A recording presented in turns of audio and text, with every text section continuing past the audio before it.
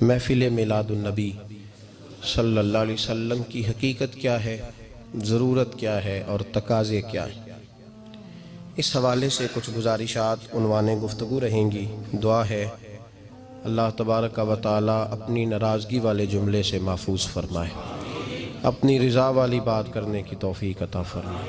عزیز بھائیو، قرآن مجید فرقان حمید نے ارشاد فرمایا قل بفضل اللہ، اے محبوب آپ فرما دیں جب اللہ کا فضل ملے، وَبِرَحْمَتِهِ اور اس کی رحمت ملے، فَبِذَلِكَ فَلْيَفْرَحُوا تو انہیں چاہیے کہ خوشی کا اظہار کریں۔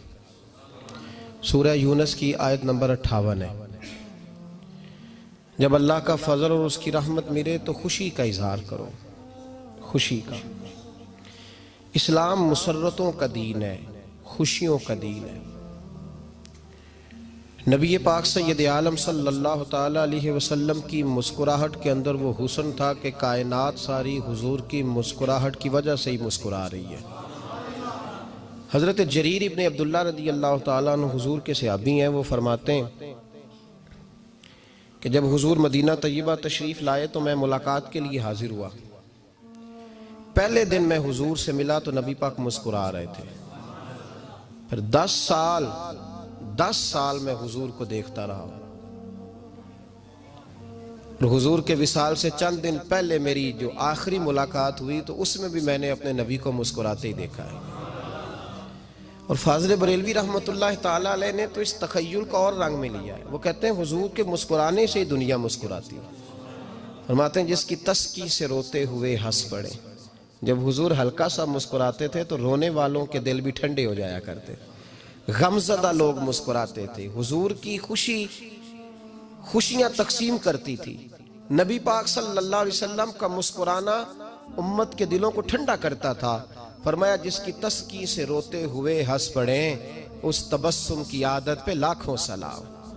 اور فرمایا یہ نہیں تھا کہ حضور بڑے تکلف سے مسکراتے تھے، حضور کی تو عادت تھی، اس تبسم کی عادت پہ لاکھوں سلام، مسکراتے رہنا، خوشی کا اظہار۔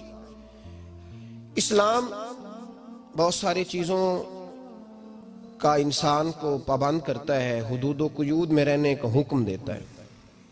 صحابہ کرام علیہم رضوان کے ہاں شادی کے موقع پر بارات لے کر کے جانے کا کوئی رواج نہیں تھا۔ حضرت عبد الرحمن ابن عوف رضی اللہ تعالیٰ عنہ جیسے مالدار لوگ بھی شادی کرتے ہیں تو نبی پاک کے بغیر بھی بارات چلی جاتی ہے۔ کوئی کانسیپٹ نہیں اس طرح کا کہ ڈھیروں بارات لے کے جائی جائے۔ حضرت عبد الرحمن ابن عوف کہتے ہیں میں حضور کی بارگاہ میں آیا تو سفید کپڑے پر پیلا زرد نشان تھا۔ حضور نے فرمایا کیا ہوا، یہ داغ کاہے کا؟ عرض کی حضور کل میں نے نکاح کیا تھا۔ تو محبوب نے جو ارشاد فرمایا اس میں فرمایا بڑی اچھی بات ہے، ولیمہ ضرور کرنا، چاہے ایک بکری ہی ذبح کرنا۔ بارات نہیں لے کے جائی جاتی تھی، ولیمے کا حکم دیا۔ اور بخاری میں نبی پاک نے یہ بھی فرمایا جب تمہیں کوئی ولیمے کی دعوت دے تو جایا کرو۔ اچھا، اب شادی کے موقع پر جو بارات لے کے جائی جاتی ہے تو اگرچہ حضور کی سنت نہیں، لیکن اسے ہم حرام نہیں کہتے، اسے ہم ناجائز نہیں کہتے۔ ہم نہیں کہتے کہ یہ تو نے غلط کیا، اگرچہ لے جانا حضور سے ثابت اس مروجہ انداز میں ثابت نہیں، اس طرح ہمارے ہاں جاتے ہیں، لیکن ہم پھر بھی اسے ناجائز۔ کسی صحابی نے اپنے بچے کی شادی پر اپنے گھر میں لائٹنگ نہیں کرائی، لیکن آپ کو دنیا کا کوئی عالم یہ فتویٰ نہیں دے سکتا کہ لائٹنگ کرانا حرام ہے۔ آپ شادی کے موقع پہ ساری گلی سجا لو، آپ ساری چھتوں پہ لائٹنگ کرا لو، کوئی آدمی یہ آپ کو فتویٰ نہیں دے سکتا کہ شادی کے موقع پر لائٹنگ کرانا جائز نہیں۔ کبھی سنا ہے آپ نے کسی سے؟ بولیے یہ جائز ہے، جائز پیسے ہیں تو ٹھیک۔ بلکہ میں اس سے آگے بڑھتا ہوں، اس سے تھوڑا اور آگے جاتا ہوں۔ حضرت عائشہ صدیقہ رضی اللہ تعالیٰ عنہ فرماتی ہیں میرا جو کمرہ تھا نا جس میں میں حضور کے ساتھ رہتی تھی اور ایک لمبا زندگی کا عرصہ گزارا، اس میں 3 آدمی سو سکتے تھے، چوتھے کے لیے جگہ ہی نہیں تھی، اور کچا تھا۔ کھجور کے تنے کھڑے کر کے اس پر کھجور کے پتوں کی چھت ڈالی گئی تھی۔ میں جب ہاتھ اٹھاتی تھی تو میرا ہاتھ اپنی چھت کو چھو جاتا تھا۔ یہ ہے سنت نبی پاک کی۔ یہ حضور کا طریقہ ہے. بتائیے پکے گھر میں لینٹر والے گھر میں رہنا جائز کہ ناجائز؟ کیوں جی؟ حضور تو کچے مکان میں رہتے تھے، آپ نے کیسے پکا بنا لیا؟ اللہ کی محبوب علی دین کو اس کی اصل بات میں سمجھیں. آپ ایسا نہ کریں جس میں انتشار اور امت تقسیم ہو. اس کا اصل مزاج دیکھیں. مہندی کے موقع پہ اگر کوئی آدمی 6 دیگیں دال چاول کی پکاتا ہے تو منع نہیں، جائز پیسوں سے پکائے. انہیں لائٹنگ لگوائی، کوئی منع نہیں. سارے محلے کو کھانا کھلایا، کوئی منع نہیں. بلکہ نبی پاک نے فرمایا بہترین مسلمان ہی وہ ہے جو سلام پہلے لے اور روٹی زیادہ کھلائے، تو بہترین مسلمان ہے. ناجائز کیا ہے؟ ناجائز ہے شادی کے موقع پر بینڈ باجا بجانا، اس میں رقص کرنا، اس میں بھنگڑے ڈالنا، عورتوں مردوں کا اختلاط ہونا، عورتوں کی مووی بنانا، یہ چیزیں ناجائز ہیں. تو جو ناجائز ہے اس پہ پابندی لگائی جائے گی. جو جائز ہے اس کے بارے میں یہ کہا جائے گا کہ بھائی احتیاط کی جائے، سنت کی طرف دیکھا جائے تو بہتر یہی ہے.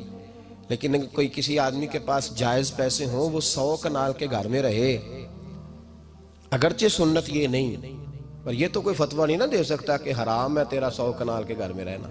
کہ ہے فتویٰ کہیں آپ نے سنا؟ تو ہمارے ہاں تکلیف کا معاملہ یہ ہے. دیکھیں میرے بھائی، کسی بھی صحابی نے، بڑے درد کے ساتھ بات کر رہا ہوں اور یہ میرا درد ہے، میں درد سے اپنے دل کو، اپنے ایمان کو حاضر ناظر کہہ کے بات کر رہا ہوں. امت بٹ جاتی ہے ہر موقع پہ یار، ہر جگہ ہی تقسیم ہو رہی ہے امت مسلمہ. ہر روز کچھ نہ کچھ فتوے ایسے مل جاتے ہیں جس میں دراڑیں پڑتی ہیں. کسی صحابی نے کسی مسجد کے اندر اشتہار چھپوا کے، اعلان کرا کے درس قرآن کرایا ہے کبھی؟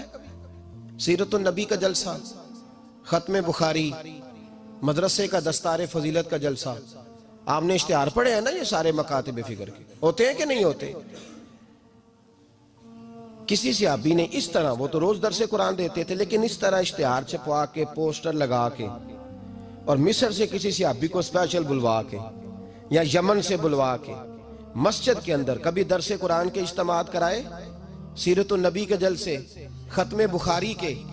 او بھائی یہ ساری چیزیں حضور کے صحابہ کی سنت سے مروجہ انداز میں ثابت نہیں. مجھے بتا میرے بھائی، میں درد کے ساتھ تجھ سے سوال کرتا ہوں کہ سیرت النبی کے جلسے میں تو پشاور سے مولانا بلائے، پنڈی سے بلائے، تو گجرات اور کراچی سے لوگوں کو بلا کر کے اگر سیرت کا جلسہ کرائے، اور تو اس میں ایک آدمی کو کراچی سے بلوایا جا رہا ہے تو تو نے اس کو 20,000 کی ٹکٹ بھی دی، اور اشتہار پہ بھی جلسے پہ خرچ ہوا، پھر لنگر بھی پکا، کھانا بھی تو نے کھلایا، نہ تجھے کوئی بیوہ یاد آئی، نہ تجھے کوئی مسکین یاد آیا، نہ تجھے کوئی غریب یاد آیا. حالانکہ کہنا چاہیے تھا نا یہ جو ₹1,00,000 لگ رہا ہے کسی بیوہ کی خدمت کر دینی چاہیے، یتیم کو دے دینا چاہیے. درد کے ساتھ بات کر. سوال میرا یہ ہے کہ وہی کام جو سیرت کے جلسے میں ہوتے ہیں، پہلے تلاوت ہوتی ہے، پھر نعت ہوتی ہے، پھر کسی عالم کا بیان ہوتا ہے، وہی کام صرف نام بدل کے کیا جائے، عید میلاد النبی نام رکھا جائے صلی اللہ علیہ وسلم. یہ میں آپ کے ذہنوں پہ دستک دے رہا ہوں، تقریر نہیں کر رہا، صرف دستک دے رہا. او بھائی دیکھو، ایک آدمی وہی کام نام بدل کے کرے تو جائز ہے، اور اگر اس میں نبی پاک کے میلاد کا نام رکھ لیا جائے یا نعت کا نام رکھ لیا جائے تو پھر مجھے اجازت دے میں تجھ سے سوال کروں کہ صرف تجھے حضور کی تعریف پوری لگتی ہے؟ پھر مجھے اجازت دے کہ میں تجھ سے پوچھوں کہ صرف تجھے نعت اچھی نہیں لگتی؟ پھر مجھے اجازت دے کہ میں تجھ سے پوچھوں کہ تجھے صرف رسول اللہ کے قصیدے اچھے نہیں لگتے؟ دے مجھے اجازت کہ میں تجھ سے سوال کروں کہ جہاں ذکر رسول کی بات آئے وہاں تو پریشان کیوں ہوتا ہے؟ تجھے پتہ ہی نہیں یہ تو وہ ذکر ہے کہ رب فرماتا ہے تم بیان کرو نہ کرو وَرَفَعْنَا لَكَ ذِكْرَكَ، محبوب میں نے خود تیرے چرچے ساری دنیا میں بلند فرما دیے. اور نبی پاک نے پوچھا حضرت جبریل سے کہ چل جبریل تو بتا میری امت کو پتہ چلے رب نے میرا ذکر کیسے بلند کیا ہے. تو جناب جبریل کہنے لگے محبوبہ رب فرماتا ہے میرے نبی سے کہہ دے جہاں جہاں تیرے رب کا ذکر ہوگا وہاں وہاں تیرا بھی ذکر ہوتا رہے گا. یہ تو محتاج ہی نہیں کسی کا. اتنی جلدی لوگ بپھرتے ہیں. اللہ فرماتا ہے قل بفضل اللہ وبرحمتہ فبذلک فلیفرحوا. محبوب ان سے کہہ دو جب اللہ کا فضل ملے، جب اللہ کی رحمت ملے تو خوشی مناؤ. تیرا نہیں مجھے پتا، مجھے تیرا نہیں پتا، لیکن مجھ سے اگر تو پوچھے تو کائنات میں رب کا سب سے بڑا فضل بھی محمد مصطفیٰ ہی ہے، اور سب سے بڑی رحمت بھی محمد مصطفیٰ ہی ہے۔ وہ دو عالم کی رحمت تھے، وہ جہاں چاہتے وہیں رہتے، یہ تو ان کی مہربانی ہے کہ یہ عالم پسند آیا۔ رب کریم نے تجھے آنکھ دی، دنیا دیکھی تو نے، رب کریم نے تجھے قوت دی، تو نے دنیا گھومی، اور پھر رب نے تجھے بیٹے دیے تو میٹھا میوہ، اور بیٹیاں دی تو تیرے لیے باعث کرم، تیری چھاتی پہ بچے چڑھے تو تو نے کہا سب سے بڑی نعمت یہی ہے۔ کہ مالک کہتا ہے تو میرا بندہ تھا، میں نے دینا ہی تھا، تو نے دیا، احسان نہیں جتلایا، لیکن جب اپنا نبی دیا تو کہا میں نے بڑا احسان کیا تم پہ۔ لَقَدْ مَنَّ اللَّهُ عَلَى الْمُؤْمِنِينَ إِذْ بَعَثَ فِيهِمْ رَسُولًا، میں نے تم پر احسان کیا ہے۔ کون دیتا ہے کسی کو محبوب اپنا؟ نہ جانے رب نے یہ کیسے گوارا کیا۔ لَقَدْ مَنَّ اللَّهُ عَلَى الْمُؤْمِنِينَ إِذْ بَعَثَ فِيهِمْ رَسُولًا، اتنا بڑا فضل، اتنا بڑا فضل، فضل بھی حضور۔